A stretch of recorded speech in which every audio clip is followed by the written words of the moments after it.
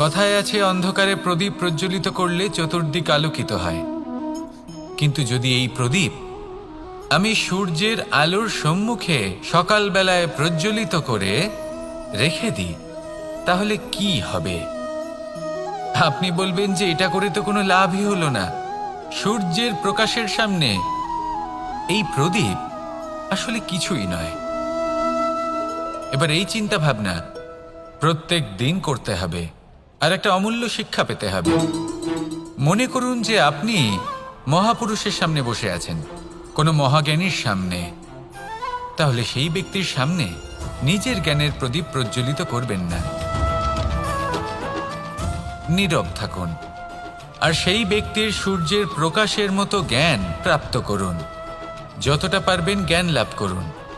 যদি এমন কোনো সময় এমন কোনো স্থানে আপনি আছেন যেখানে চতুর্দিক অন্ধকার, কারোর কাছেই জ্ঞান নেই, সেখানে নিজের জ্ঞানের প্রদীপ প্রজ্বলিত করুন।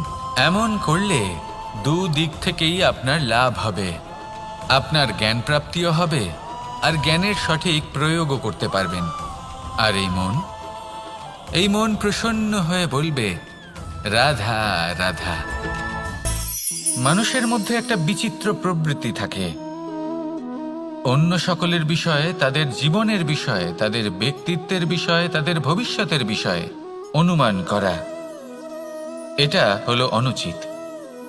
কারোর অতীতকালকে দেখে লোকে ভবিষ্যৎ বলে দিতে পারেন, বর্তমানকে দেখে ভবিষ্যতের বিষয়ে অনুমান করে ফেলেন। উদাহরণ দিতে হলে বলবো, কোনো দাসকে দেখুন, ওকে দেখে লোকে বলে যে ওর ভবিষ্যৎ সেটাই হতে পারে, অনুমান করে ফেলেন। আর এই রাজাকে দেখুন, উনি তো কত সুখী হবেন, উনি তো জগতের সব থেকে অধিক সুখী মানুষ, কত সুখ সুবিধা আছে ওনার কাছে, ধারণা করে ফেলেন। তবে সত্য তো এটাই যে কারোর ব্যক্তিত্বের বিষয়ে, তাদের ভবিষ্যতের বিষয়ে আপনি পূর্ণ সত্য কখনোই বলতে পারবেন না, শুধু অনুমান করতে পারবেন। আর এই অনুমান করে সত্যি কোনো লাভ হয় না, কারণ এই কাল সেটা হলো অত্যন্ত শক্তিশালী। কালো থেকে কালোতর কয়লাকেও হিরেতে পরিণত করতে পারে, অনেক বড় বড় রাজাকেও বিদূষক বানিয়ে ফেলতে পারে এক মুহূর্তেই। তাহলে আপনি অনুমান করে কি লাভ? কি পেলেন অনুমান করে?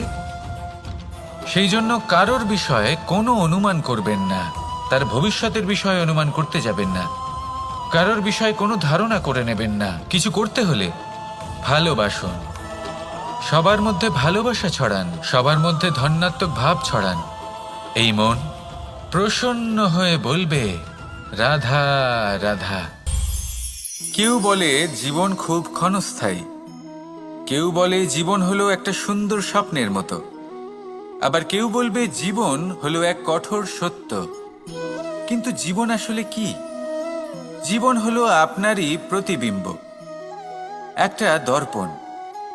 অর্থাৎ আপনি জীবনকে সেইভাবেই পাবেন যেরকম আপনি নিজেকে প্রতিপন্ন করবেন। যদি আপনি দর্পণের দিকে তাকিয়ে হাসেন, তাহলে আপনি সামনে হাসিমুখী দেখতে পাবেন। এবার যদি আপনি গম্ভীর হয়ে থাকেন, তাহলে আপনি একজন রুষ্ট ব্যক্তি দেখতে পাবেন। শেষে সবথেকে বেশি গুরুত্বপূর্ণ হলো আপনার চেষ্টা। আপনাকে সবসময় চেষ্টা করতে হবে যাতে আপনি নিজেকে প্রসন্ন এবং ইতিবাচক মনোভাবে রাখেন। এটা হলো আপনারই উত্তরদায়িত্ব, তাকে পালন করুন। এই মনকে প্রসন্ন রাখুন, এই সংসারকে সুন্দর বলে মনে হবে। আর এই মন প্রসন্ন হয়ে বলবে, রাধা রাধা। মানুষের একটি সমস্যা আছে যে মানুষ সাফল্যকে মাপতে থাকেন, লক্ষ্যপ্রাপ্তিকে মাপতে থাকেন এবং তার তুলনা করতে থাকেন যে ও এত কিছু পেল আর আমি পেলাম না, ওর কাছে এত কিছু আছে কিন্তু আমার কাছে নেই। এই তুলনা করার জন্য ওনারা দুঃখী হয়ে পড়েন, নিরাশ হয়ে পড়েন। তাই আমি একটা প্রশ্ন করছি যে এটা কি উচিত? এই সংসারে আপনি কি নিয়ে তুলনা করবেন, যেখানে সূর্যদেব চন্দ্রমা দুজনেই আছেন, দুজনেই হলেন বিশেষ, দুজনেই নিজ নিজ সময়ে উদিত হন। এদের মধ্যে একজন না থাকলে তাহলে আমাদের জীবন কঠিন হয়ে পড়বে। ঠিক সেইভাবেই আপনি যদি একটা বড় রেখা অঙ্কন করেন, তাহলে অন্য রেখাটি ছোট হয়ে পড়ে না, সে তেমনই থাকে যেমনটা সে ছিল।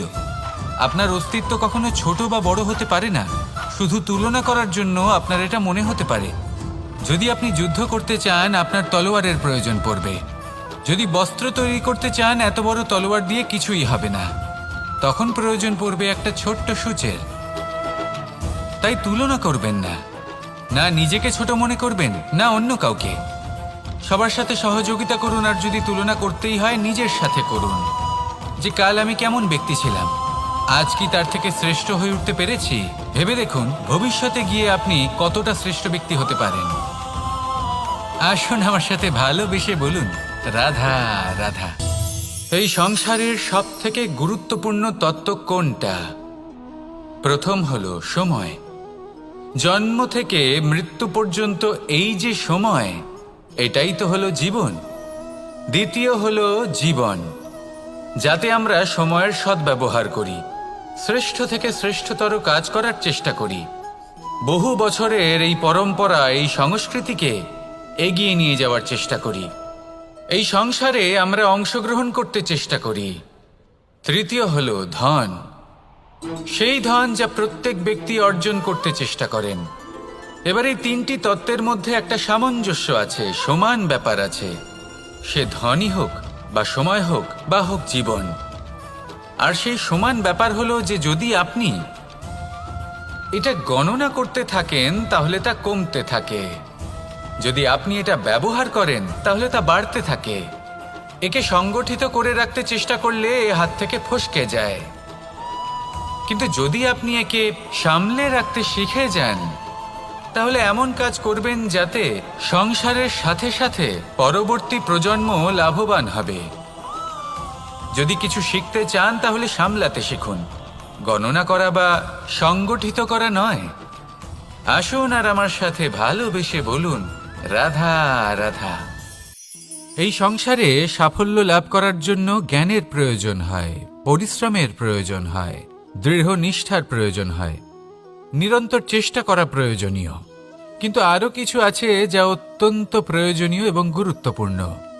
তা হলো ভালো বন্ধু।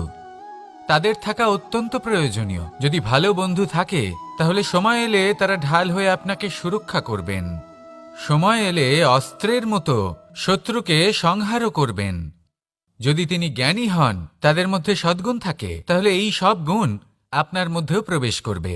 তাহলে সাফল্যের জন্য ভালো বন্ধু পাওয়া অত্যন্ত প্রয়োজনীয়। কিন্তু শুধু বন্ধু কেন, ভালো শত্রুও থাকা প্রয়োজনীয়। এবার আপনি ভাববেন এ আমি কি বললাম? যদি আপনার জীবনেও ভালো অর্থাৎ শক্তিশালী শত্রু থাকে তাহলে আপনিও শক্তিশালী হতে থাকবেন। এই শত্রু আপনাকে প্রেরিত করবে আরো বেশি শক্তিশালী হয়ে ওঠার। কখনো কোনো হরিণকে দেখুন, তীব্র গতিতে দৌড়তে থাকে। কেন তীব্র গতিতে দৌড়য়? এই কারণে নয় যে কোথাও তার জন্য মধুর ঘাস অপেক্ষা করে রয়েছে, না। সে এই কারণে তীব্র গতিতে দৌড়য় কারণ সেটা না করলে তার পেছনে একটি সিংহ আছে যে ওকে নিজের ভোজন করে ফেলবে। তাই জীবনে বিপদ, সংকট, এই সব কিছুও হলো অত্যন্ত গুরুত্বপূর্ণ। তার সম্মুখীন হতে শিখুন আর আমার সাথে ভালোবেসে বলুন রাধা রাধা।